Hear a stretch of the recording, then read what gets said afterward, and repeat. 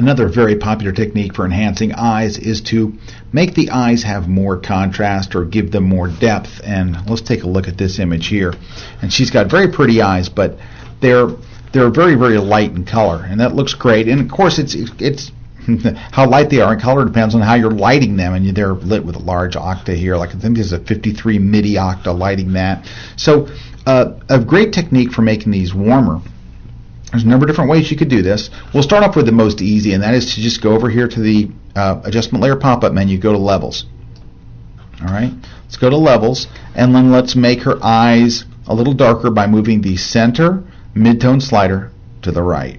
Now, it adds a lot more beef to the eyes if you want, or whatever, contrast and depth, by dragging it to the left and click OK. Now the problem is, of course, it trashed the rest of the photo too, right? So here's what you're going to do. You're going to press Command-I on Mac or Control-I on PC, which is going to invert that mask. So the darker version of her is hidden behind the black mask. You're starting to get ready, familiar with that routine, right? So now you're going to go grab the paintbrush tool. Let's zoom in nice and close.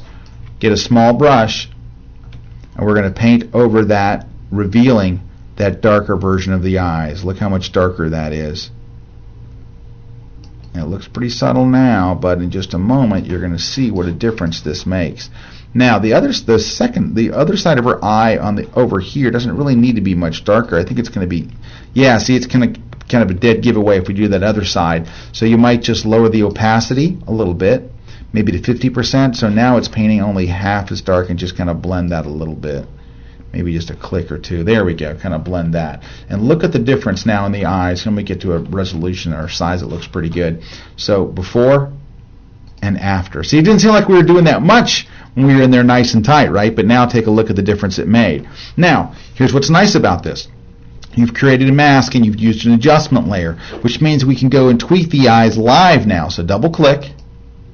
It brings up levels. So what would happen if I grabbed the highlight slider and added some brightness into the eye? So you can see now everything happens in real time. You add shadows. You can see the size of the pupil changing. Uh-oh.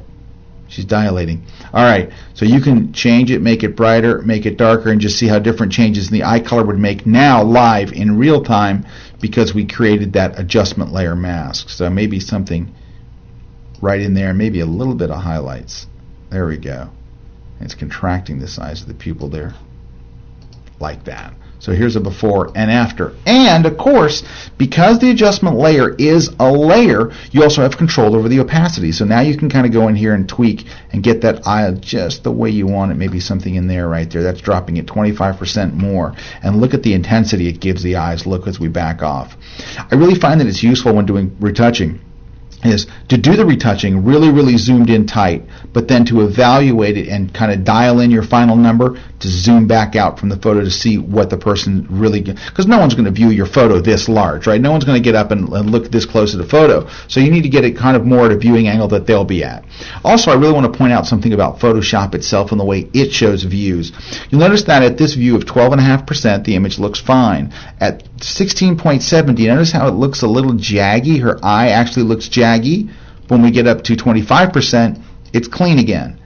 33% jaggy, 50% clean again. It's because of the way that Photoshop redraws the screen. The reason you're able to zoom out real fast and zoom in real fast is it doesn't have to draw a high resolution version of your photo for every single magnification in between. It only draws that for the 25, 50%, 100%, 12.5%, 6.25%, all those little divisions where it's divided in half.